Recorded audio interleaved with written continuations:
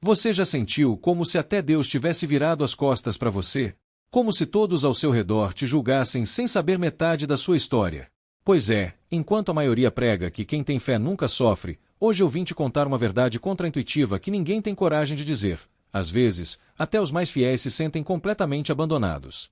E não, isso não é falta de fé, é o processo que antecede os maiores milagres da vida. Prepare-se, porque o que você vai ouvir neste vídeo não é apenas uma história fictícia. É um reflexo fiel de tantas vidas que andam gritando por socorro em silêncio. Um conto de dor, injustiça, vergonha pública, mas também de transformação, vitória e fé inabalável. São histórias inspiradoras que mostram que, mesmo quando tudo parece perdido, a esperança ainda resiste no fundo da alma. Ah, e se você já passou por momentos em que pensou em desistir, em que achou que ninguém se importava com você, ou que o mundo era injusto demais, esse vídeo é seu. Essa história foi feita para você, para te mostrar que existe luz mesmo nos vales mais escuros.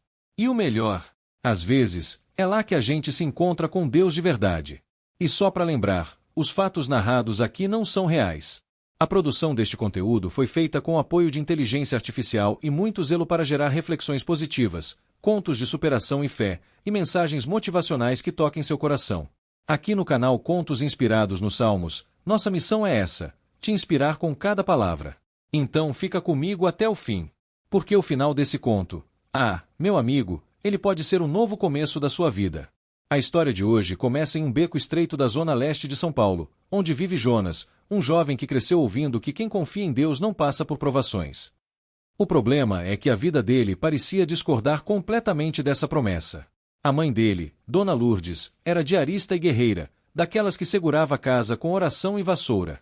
Já o pai foi embora quando ele tinha apenas 6 anos. Crescer sem uma referência masculina e com a barriga roncando não era fácil. Mas Jonas acreditava. Ele ouvia os salmos no celular da mãe todas as noites. O preferido dela, Salmo 22. Aquela dor do salmista era como um espelho para eles. Só que, ao contrário do que diziam nas igrejas, a fé deles não blindava do sofrimento. Ela o sustentava dentro dele. Aos 19 anos, Jonas sonhava em virar músico.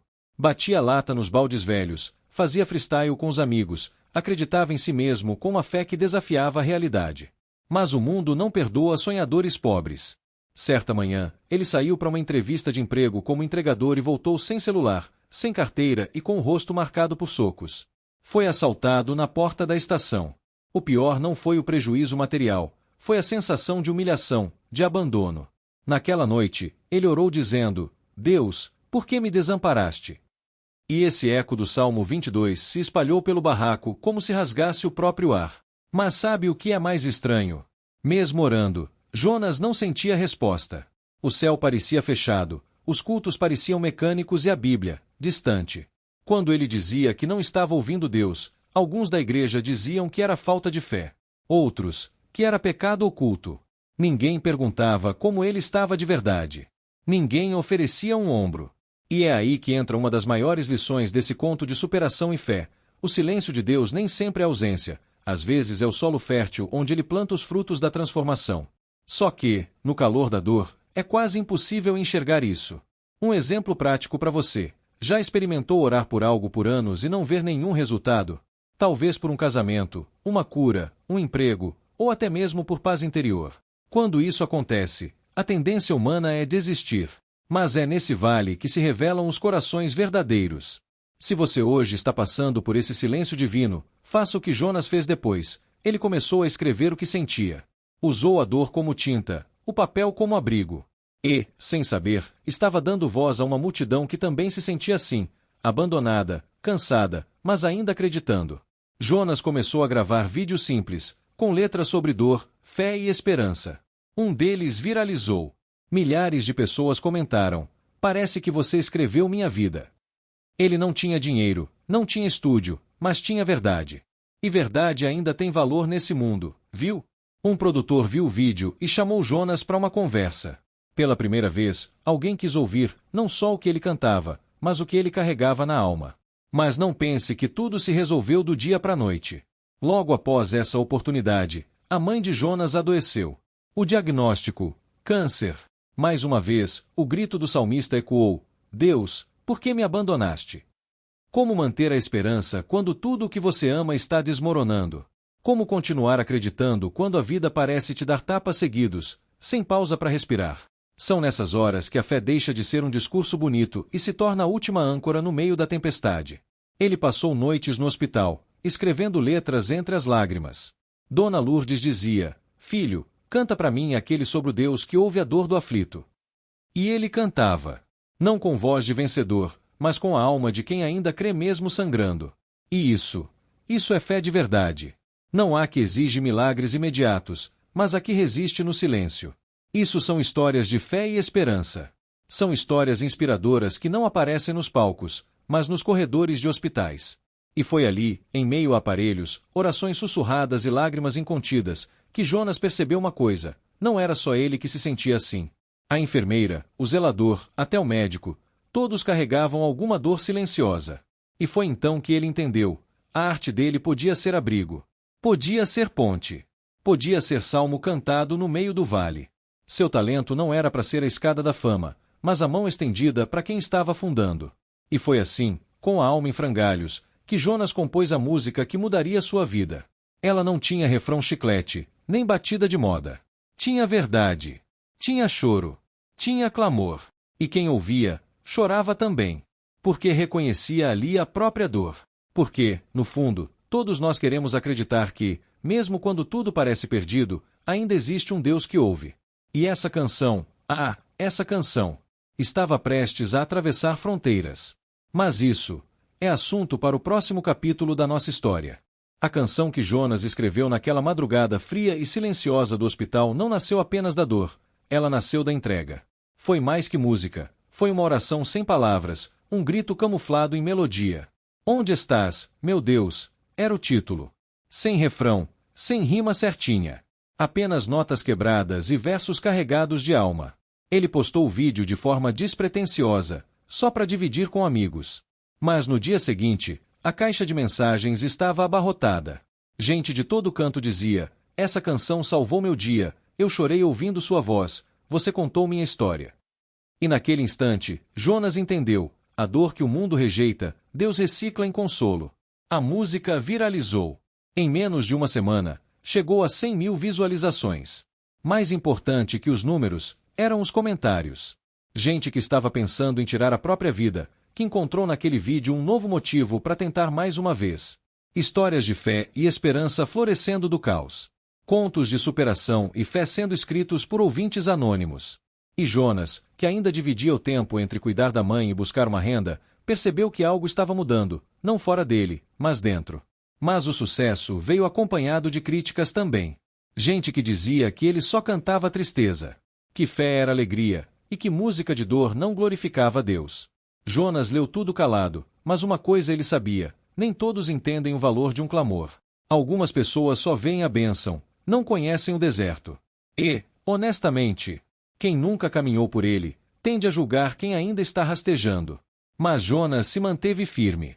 Porque no fundo ele sabia que estava fazendo o que precisava ser feito: transformar sua dor em abrigo para outros corações.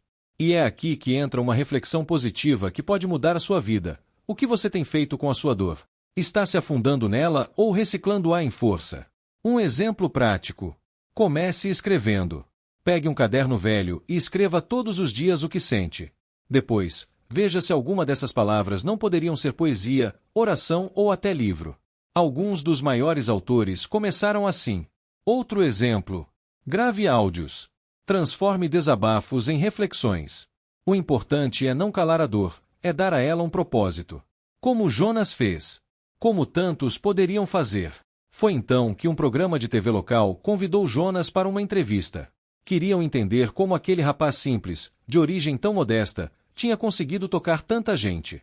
No palco, luzes, câmeras e a voz do apresentador: "Jonas, como é que você compôs uma canção tão profunda?" A resposta dele calou a plateia: "Eu não escrevi. Eu vivi." E só repeti em voz alta aquilo que muitos têm medo de dizer. Aplausos. Lágrimas. Mas por dentro, Jonas ainda era só um filho tentando salvar a mãe. E foi nesse mesmo dia que os médicos chamaram Jonas para uma conversa difícil.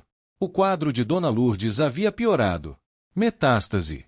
Poucas semanas de vida.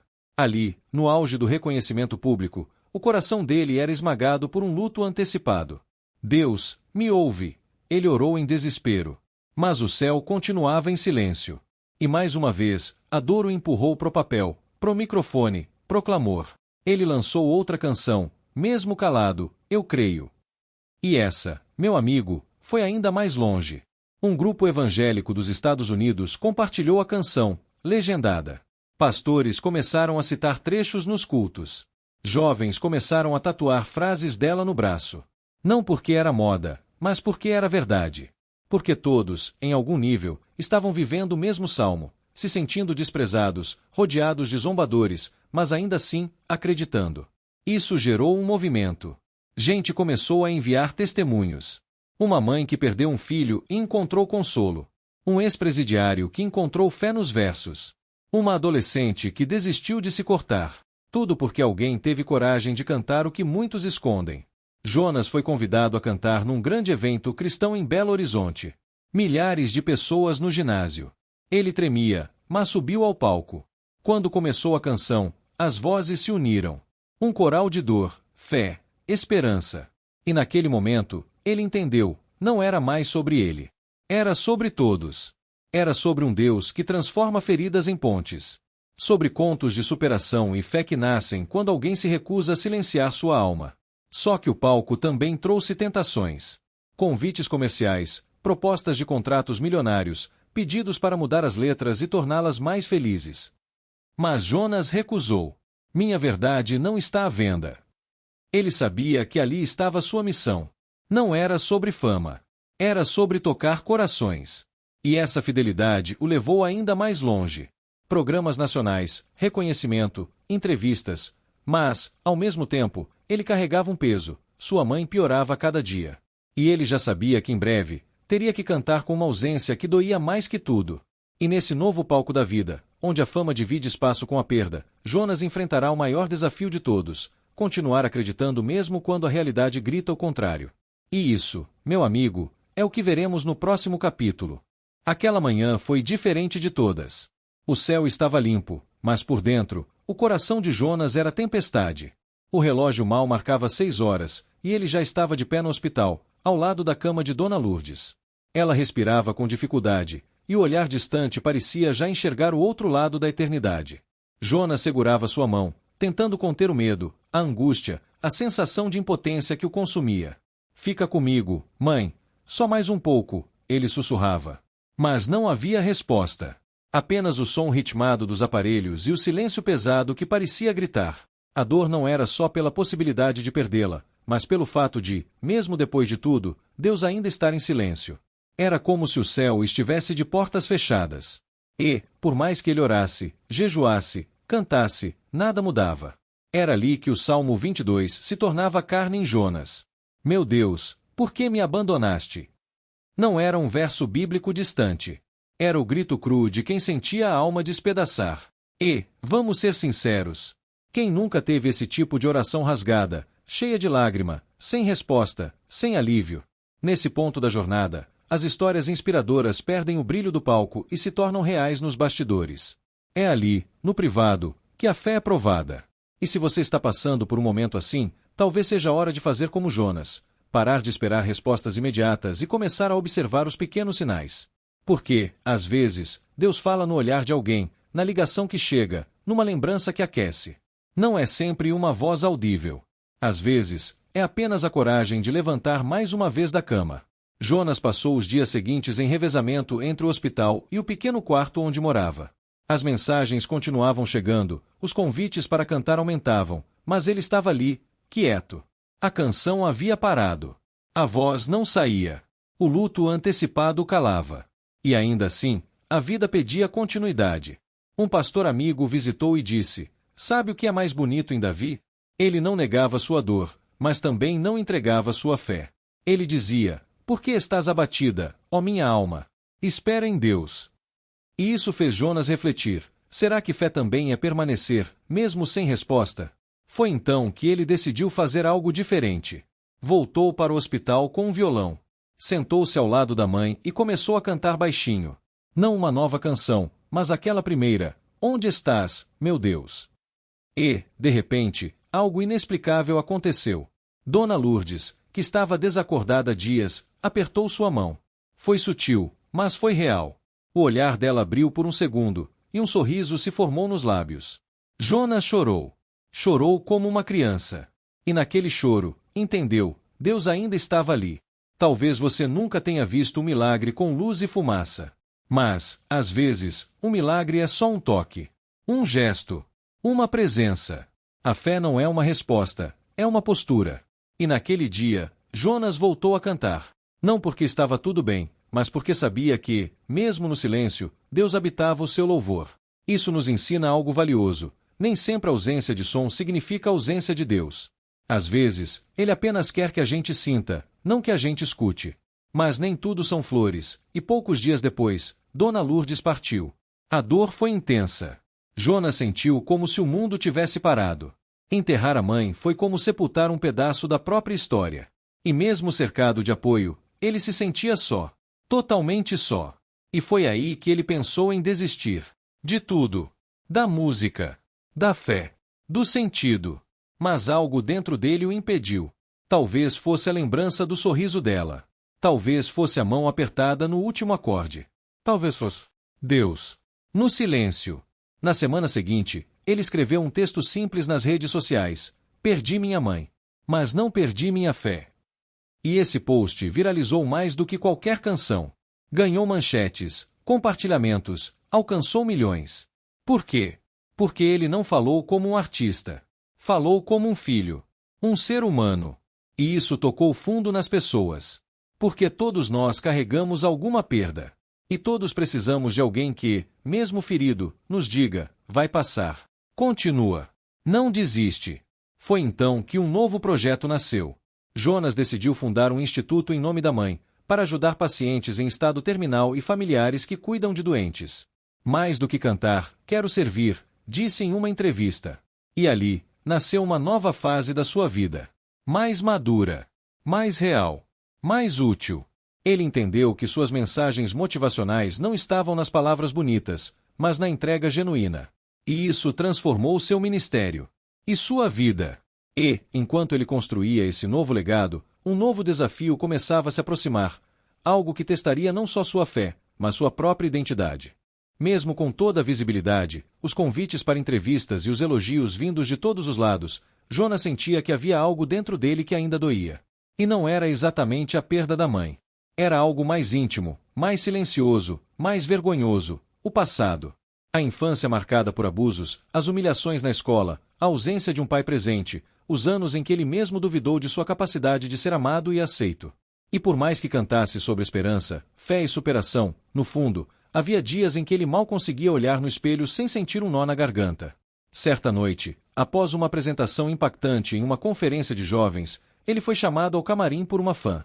Era uma moça simples, com os olhos brilhando e um sorriso tímido. Ela disse, seu testemunho me salvou de tirar a própria vida. Mas me diga, como você conseguiu vencer a vergonha de tudo que viveu? Naquele instante, Jonas sentiu como se tivesse levado um soco no estômago. Ele não tinha vencido. Ele apenas tinha escondido bem. E essa pergunta fez a alma dele chorar por dentro. Não havia vitória ali. Só camadas bem pintadas de maquiagem emocional. Nos dias seguintes, Jonas passou a ter crises de ansiedade. Não dormia bem, tinha pesadelos, lembranças do passado voltavam como fantasmas. Começou a cancelar compromissos, evitar entrevistas, ignorar mensagens. A equipe se preocupou. Os fãs perceberam. E ele, mais uma vez, se trancou no quarto. Só que dessa vez, com vergonha. Não da fama, mas de si mesmo. E foi nessa espiral que ele tocou o fundo do poço emocional. Não havia mais plateia, nem câmeras. Só ele e suas dores. A fé parecia uma fotografia antiga pendurada na parede, bonita, mas sem vida. Foi então que resolveu buscar ajuda. Sim, o cantor gospel, famoso, bem-sucedido, procurou terapia. E olha, isso foi um marco. Porque muitos acham que fé e psicologia não combinam. Que depressão é falta de oração. Que crise emocional é demônio. Mas Jonas descobriu que às vezes, orar é também ter coragem de pedir ajuda profissional. E ali, em meio às sessões, ele começou a limpar as janelas empoeiradas da sua alma. A vergonha começou a perder força. Ele entendeu que o passado dele não era uma sentença, mas uma semente, da qual poderia brotar cura para outros. Em uma das sessões, a terapeuta lhe disse algo poderoso: você não precisa ser forte o tempo todo. Você precisa ser verdadeiro. Aquilo desmontou Jonas. Porque ele percebeu que havia construído um personagem cristão imbatível, quando, na verdade, era só um menino tentando dar conta do chamado. E aí ele tomou uma decisão ousada.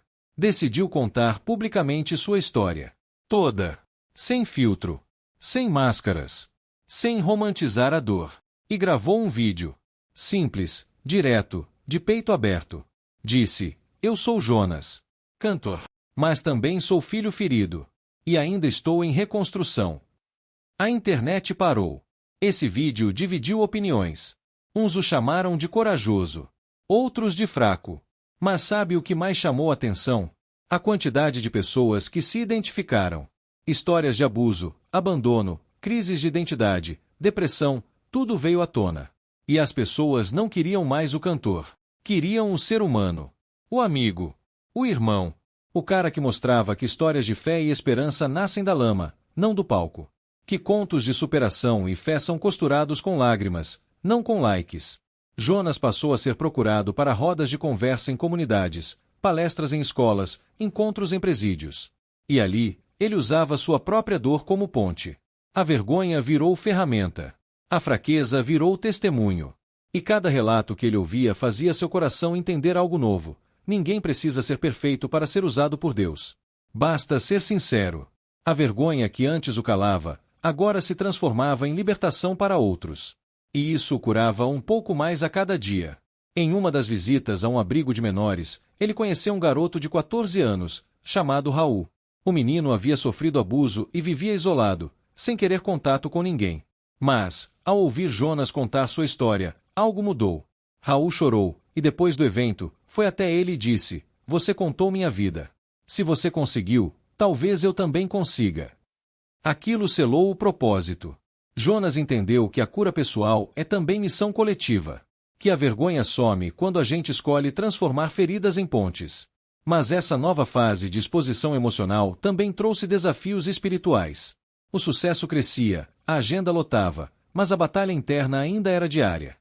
E era nesse campo invisível que um novo ataque se preparava. Uma traição inesperada estava prestes a abalar tudo o que ele havia reconstruído.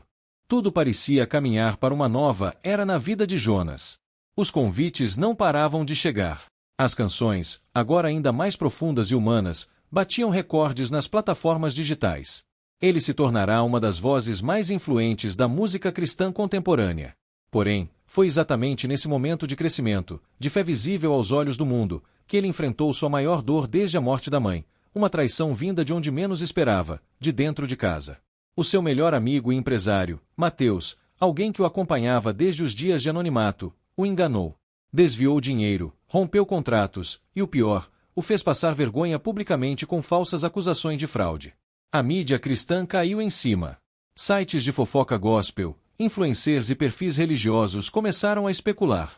A imagem de Jonas, cuidadosamente reconstruída ao longo dos anos com mensagens motivacionais e histórias inspiradoras, parecia desmoronar de novo. Mas dessa vez, o golpe foi mais cruel, porque veio junto com a quebra da confiança. Por que me abandonaste, Deus? Foi a pergunta que ele fez com o rosto no chão, igual Davi no Salmo 22. A fé, mais uma vez, parecia distante. Mas diferente das outras vezes, Jonas não fugiu. Ele ficou. Sentiu a dor. E decidiu enfrentá-la de frente. Ele se lembrou das palavras da terapeuta, da força das cartas que recebia dos fãs, das orações feitas nos bastidores. E entendeu que essa era a parte mais difícil de toda a caminhada espiritual: continuar acreditando quando tudo parece ruir. Ter esperança quando os ventos sopram contra. Acreditar em si mesmo quando até sua reputação é colocada em dúvida. Jonas não rebateu as acusações imediatamente. Preferiu o silêncio. Preferiu o recolhimento. E nesse tempo, escreveu o que seria a música mais impactante de sua carreira: Fui traído, mas não sol, mas também virão novas nuvens, novos testes, novos desafios. E Jonas sabia disso. Por isso, agora, ele vivia um dia de cada vez. Acordava, orava, escrevia, caminhava, ria. Tinha dias de dor, sim. Mas tinha muitos dias de gratidão. E em cada um deles, ele reforçava dentro de si a certeza de que a fé não é ausência de dor. É resistência. É escolha diária. É continuar, mesmo sem entender. Num culto silencioso de quarta-feira à noite, sentado no último banco, Jonas olhou ao redor e viu pessoas comuns, com dores invisíveis. Sentiu vontade de chorar. E chorou. Mas não de tristeza. De plenitude. De saber que, mesmo sem ter todas as respostas, ele agora conhecia o caminho. Continuar cantando. Continuar servindo. Continuar vivendo. E foi ali, sem aplausos, sem palcos, sem seguidores, que ele entendeu que o maior milagre não foi ter vencido o câncer emocional, a vergonha ou a traição. O maior milagre era estar inteiro, mesmo com as cicatrizes à mostra. E enquanto ele se levantava para ir embora, um menino de uns 10 anos se aproximou e disse: Tio Jonas, minha mãe disse que suas músicas salvam a gente. Você pode cantar só um pedacinho agora? Jonas sorriu, se agachou, olhou nos olhos do menino e disse: Claro. Qual você quer? E o menino respondeu: Aquela que fala que a gente nunca está sozinho. Foi ali, com voz baixa e o coração leve, que Jonas cantou como quem sabia: a fé não é barulho. É presença. E onde há presença, há esperança. Você percebeu? A história de Jonas não é só sobre música. Nem só sobre traição, sucesso ou queda. É sobre algo muito mais profundo e raro nos dias de hoje. Fé que permanece quando tudo desaba. E talvez, só talvez, você também esteja vivendo a sua versão desse salmo agora. Pode ser que você esteja se sentindo abandonado por Deus, traído por alguém que confiava, ou cansado de lutar sozinho. E eu te entendo. Essa dor tem nome. Mas o que você faz com ela? Isso é o que muda tudo. Agora pense comigo. Quantas vezes você deixou de acreditar em si mesmo porque os outros não acreditaram? Quantas promessas você engavetou por medo de ser julgado? E quantos sonhos morreram porque a vergonha falou mais alto que a esperança? Pois hoje, eu quero te convidar a fazer diferente. A pegar essas feridas, essas quedas, essas frustrações, e transformar tudo isso em história de superação e fé. Porque se Deus usou Jonas, Ele também pode usar você. Basta você continuar. É hora de você escrever o seu próprio conto de fé e esperança. Não precisa ser famoso, não precisa ter seguidores, não precisa ter holofotes. Precisa apenas de coragem para continuar. E se você chegou até aqui, é porque essa coragem ainda vive em você. Então levanta. Respira fundo. Volte a orar. Volte a acreditar. E se quiser começar agora, pega um papel e escreva as dores que te paralisaram. Depois, escreva o que você vai fazer com elas. Um livro. Uma música. Uma nova vida. E agora eu quero ouvir de você. Qual foi a parte dessa história que mais falou com o seu coração? Você já viveu alguma traição que te fez duvidar até da sua fé? O que você faria diferente se soubesse que Deus nunca te abandonou? Deixe seu comentário aqui embaixo. Eu vou ler todos com carinho e responder muitos deles. E se esse vídeo tocou seu coração, compartilhe com alguém que esteja passando por momentos difíceis. Você pode ser a ponte entre a dor e a cura de alguém. E claro, não se esqueça, se inscreva no canal Contos Inspirados nos Salmos, ative o sininho das notificações e continue com a gente nessa jornada de histórias inspiradoras, reflexões positivas e mensagens motivacionais que realmente tocam a alma. Aqui, cada vídeo é uma chance nova de voltar a acreditar. Muito obrigado por assistir até aqui. Que Deus abençoe sua vida com força, fé e esperança. E até o próximo conto.